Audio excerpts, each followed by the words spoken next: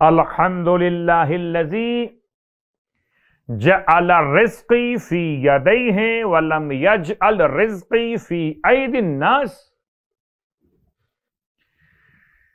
حالات و واقعات کے تحت میں مشکلات و پریشانیاں، دنیا کے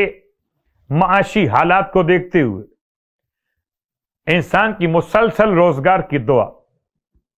روزگار میں برکت کی تمنا، سارے اعمال اپنے مقام پر کیجئے، اپنے آپ کو گناہوں سے بچائیے،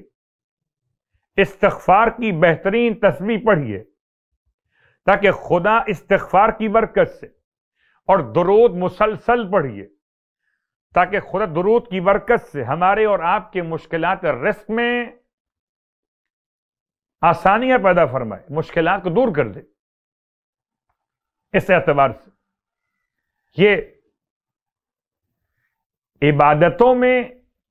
شکر خدا کا انداز، الحمدللہ الذی، اللہ کی حمد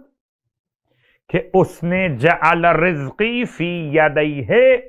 میرا رزق اپنے ہاتھوں پر رکھا، وَلَمْ يَجْعَلْ رِزْقِي فِي أَيْدِي النَّاسِ، اس نے میرا رزق انسانوں کے ہاتھوں پر نہیں رکھا۔ تو یاد رکھیے، ہر روز صبح اٹھنے کے بعد رات کو سونے سے پہلے رزق کا مسئلہ، سورہ واقعہ، رات کو سونے سے پہلے رزق کا مسئلہ، نماز عشاء کی مخصوص تعقیبات رزق کے حوالے سے، کہ پروردگار میں نہیں جانتا میرے رزق نے کہاں پر رکھا ہے، پہاڑ پر، زمین پر، صحرا میں،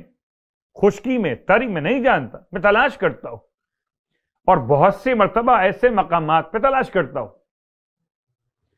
کہ جہاں رزق ہوتا ہی نہیں۔ میں اتنا میں جانتا ہوں رزق تیرے ہاتھوں میں ہے، تیرے فضل و کرم کی بنیاد پہ ملتا ہے،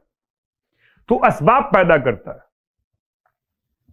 یہ رات کا مسئلہ، وہ صبح کا مسئلہ، حمد ہے اللہ کی، شکر ہے اللہ کا جس نے میرا رزق اپنے ہاتھ میں رکھا، انسانوں کے ہاتھ میں نہیں رکھا۔ اور ہزارہا مرتبہ میں کہہ چکا مومنین و مومنات سے کہ جب رزق اللہ نے اپنے ہاتھ میں رکھا، انسانوں کے ہاتھ میں نہیں رکھا، تو نہ انسان اسے کھول سکتا ہے نہ اسے باندھ سکتا ہے۔ جس کے ہاتھ میں ہی نہیں ہے وہ کیا کھولے گا اور کیا باندھے گا؟ تو کھولتا بھی خدا ہے اور باندھتا بھی خدا ہے۔